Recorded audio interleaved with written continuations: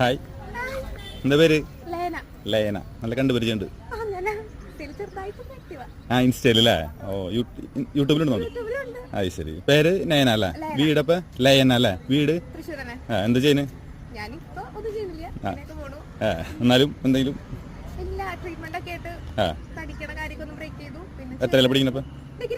Degree കഴിഞ്ഞല്ലേ? ആളെ കണ്ടതൊന്നുമില്ല.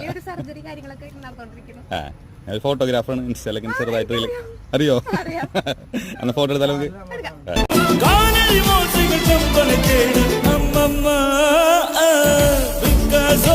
ഓവിയമൊன்று